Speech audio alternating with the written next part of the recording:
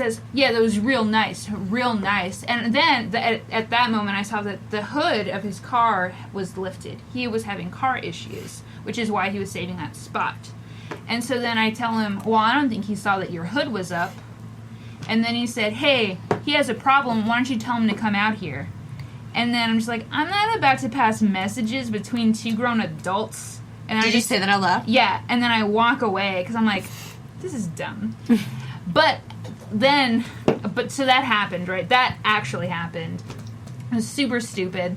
And then when I was in the Starbucks, I was just like, God damn it. What I should have said was, I'm not about to do that. Are your legs fucking broken like your dumbass car? I miss it. I also wish I had called him a mark-ass bitch, because he was, because I didn't have any problem with this guy. He's the one that started having issues with, you know what I mean? Like, obviously you're not going to do anything, because he's parked right there. Go say something to him. Instead, you're coming and talking to me. And go fuck yourself. That's what I wish I had told him. You say a mark-ass bitch? Yes. What is that? I really enjoy that. It's apparently a wrestling term. Why do comedians know so much about wrestling? I have no idea. I got that from Boys in the Hood. It is one of my really? top 3 films. Yes. Oh, yes. Yes, I love your top 3 films. Boys in the Hood, Home Alone, Back to the Future. Okay. Woohoo! Dig it. Yeah, it's good. I'm sorry that mine includes Get Over It. You know what you can do? What are your other 2? If you had a top I don't 3. know. Probably the movie Saved I really enjoy. I've seen it more than most movies. Wait, is that the Mandy Moore? Mandy Moore is in it. It's also got Jenna Malone. Yeah, Jenna Malone is a pregnant mom Macaulay and Culkin. teen mom in so many movies. That's true. Macaulay Culkin is in it. I feel... Older Macaulay Culkin. Susan Sarandon's daughter. I think that... I love her. I think that Brett looks like Jenna Malone, but prettier, and is a way better actress. Oh, she does definitely look like Jenna Malone, but Jenna Malone, I think, is also, like, very, very pretty. Mm-hmm. I think they're both very, very pretty. Yeah, I gotta... I don't know. I think Brett's prettier. You do That's know fair. her. We can, we can say that our friend is prettier than a celebrity.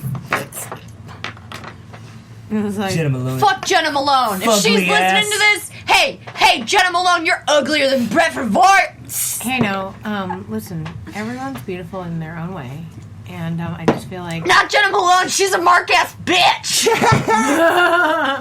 I'm gonna have to say, though, I'm proud of you for, like, standing up for yourself, but knowing that, like, if this guy's already hostile to start out, you don't want to, like, match that hostility. Like, in real talk, like, guys be tripping. Guys be tripping always. And they're always trying to start a fucking fight, okay? So you can't let them. You have to be better than them, because you are better than them, okay? Also, as in... I know, it's horrifying. You want to be like, I will stab you in the goddamn face, you asshole. You don't understand the sort of wrath you've drawn upon yourself. However, it's not going to work out really in your favor, ever. People are looking for an escalation, like a reason to escalate. And, like, if you challenge them. Especially this guy who, like, started it. Yeah. Delia, as a see you next Tuesday myself, I am always encouraging my friends to be more aggressive in situations, but you were pretty aggressive to begin with. That you were like, I'm not going to translate messages between 2 grown adults, because, like, most of my friends would be like, okay, bye. Yeah. And you were like, you're an idiot. So that you weren't like, you're an idiot, also, fuck you! Oh, I think it's important to match their hostility. If they give you shit and they're trying to act like you're some, like, baby girl who's not going to handle it, then you're all like, don't try to fuck with this bullshit. Because they cannot, and it's not going to work out for them. That's why I wish I would have just... And I think if it ever fucking happens, I'm not holding back, because any time that shit has ever happened like that, I've moved forward and been more aggressive. And fucking... I'm gonna have my knife next time, and it'll be fine. So this question is what just... time of day was this altercation, BT dubs? It was a bad Delia, day. can I sick you on other people? Yeah, no. I'm not I feel like man for hire. I feel like right before You're that not a whole man. altercation was over, you were like, and also check out my podcast, because I got more to say. I And you should got have the car. done that. You should have handed him a card that said yes, but why on it. Because I felt like you were going to make sure he was listening to this. I had a Sounds definite... like a weird political organization. Yes, but why? This week I backed down from every conflict I was involved in. Why this week, specifically? Why not this week specifically? The show's called Yes But Why, not Yes But Why Not. Oh, God. I opened. Wow, all right. Sorry. Delia. Katie, I remember one of the first times I saw you do stand-up. I think we hit up the... it was one of the weeks that Alicia and I were trying to get in as many shows in every single night as possible. Mm-hmm. And I think we saw you 3 different times in one night because we were going to the same open mics. Oh, really? Yeah. That's crazy. We saw you at North Door. Uh-huh. We saw you at Kebabalicious, and there was one other place. Whoa, that's nuts! Yeah. What? Do you remember if I was hosting the Kebabalicious show? No, right? No, Another it was Sarah. dude was. No, it was Sarah. Okay. No. Actually, I think it was Nick Savarino. Yeah. Sarah June was there. Exactly. You were there. I don't remember who else, but I remember thinking like, holy shit, that's her again. You're wearing that blue stripe. Yeah, blue and black striped swing dress. I have a picture from that night. That's the only reason I remember it. Mm-hmm. Swing dress like swing dancing? It's like when it goes like this and then it shifts when you move. It's a style. I don't remember what the third place was, or maybe there wasn't. Maybe it was just I those think two. I also did maybe Buzzkill. Did you go to Buzzkill at the Buzz Mill? Mm-hmm. Then did you go to Austin Java? Then it's probably just those two. It was probably, I guess it was just those two. But I thought it was more. But we had seen you numerous times before anyway, and afterwards.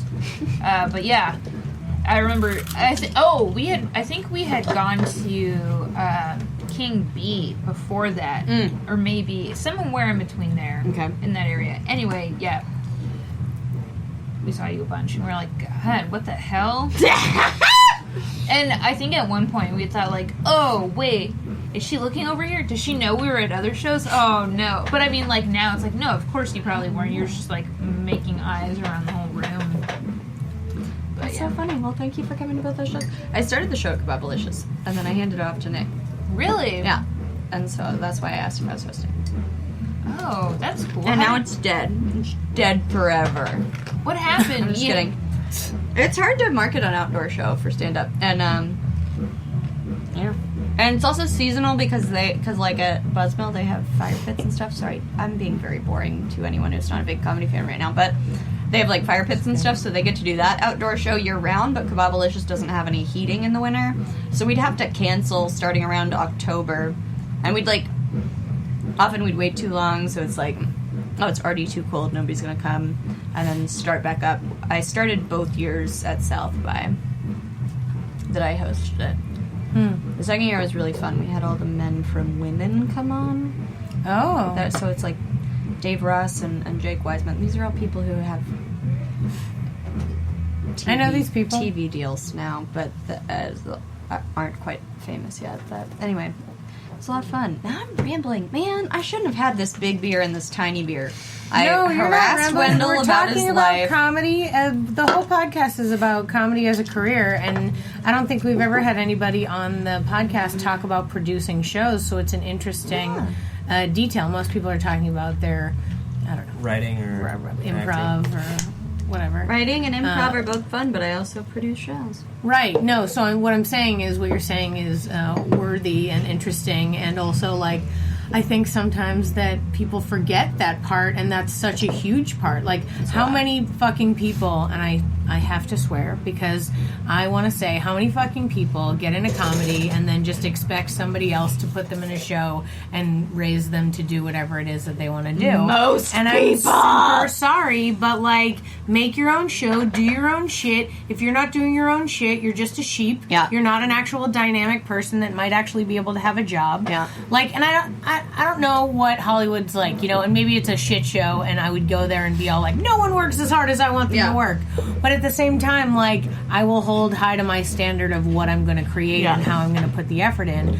So I think it's valuable to think about the idea of producing a show. And you make a valid point about Austin. It's a lovely weather, but there is a small chunk of time where it becomes not okay to hang out outside and have your little outdoor margaritas. Yeah. I mean, sure, yes, we get more months than other places, let's say. Yeah. But that doesn't mean we have all of them. Exactly. Yeah, no, it should be probably, like, a show like that should probably be something like Blues on the Green, where you, like, market 9 shows or something like that when the weather's good. Yeah, like a summer showcase. Rather than trying to make it as close to year-round as possible. And that's a mistake. Interesting. On my part. No, but that's something that you learn along the way because of trying stuff. Like, I think about, we were talking about The Neighborhood earlier, and it's like that show in November, it will be 6 years old. 6 years that I've been putting that show together.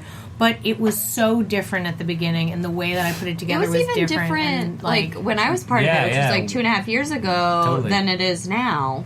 Yeah, so different. Changed a lot of the like ways of doing things, if only just so that it's like, how do I make this experience a good experience for everyone? How do I develop something that I want to develop? Yeah. And it was only after I listened to a podcast like this, even, and in fact, this is. Maybe it's lame, but whatever. Which podcast is it? I'm gonna lean right into it. It was the WTF podcast with Mark Maron. It was his interview with Lorne Michaels. I heard Lorne Michaels, and I realized after listening to that I wanted to be Lorne Michaels. And I don't want to be Jimmy Fallon or Will Ferrell. I want to be Lorne Michaels. Yeah. And so I totally changed the entire setup to make it more SNL-like. And it's a bit more democratic than I'm sure the NBC show is. Yeah. There's a lot more like, what does everybody think we should do? So there's that.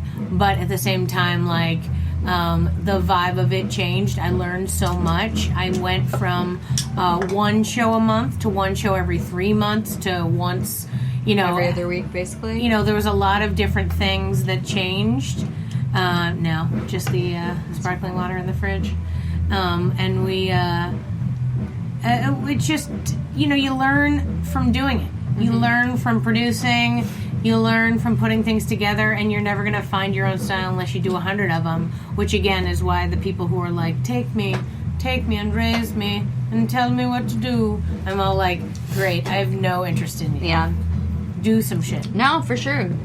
Yeah, no. And I don't know, it's like partially luck and partially hard work and partially a good idea to fucking begin with. And yeah, it's difficult. So, I mean, you've done Naughty Bits, Set Reset. You did your own solo show. Yeah. How is Naughty Bits? That's you hosting and producing. Yes. Well, I'm really lucky with Naughty Bits. Well, Naughty Bits and Set Reset both my co-producer and I have really similar creative and booking vision, which is really, really nice. I think Naughty Bits is lucky because the story of how I came to produce good shows is for a long time TNM let me produce bad shows, and so I did every Sunday night at 9:30, which is not even a time slot we don't do it anymore. No. Because it's extremely hard to market, and Naughty Bits was the only show that ever drew more than we drew 40 people several times, which for a Sunday night at 9:30 at a basement theater downtown is insane.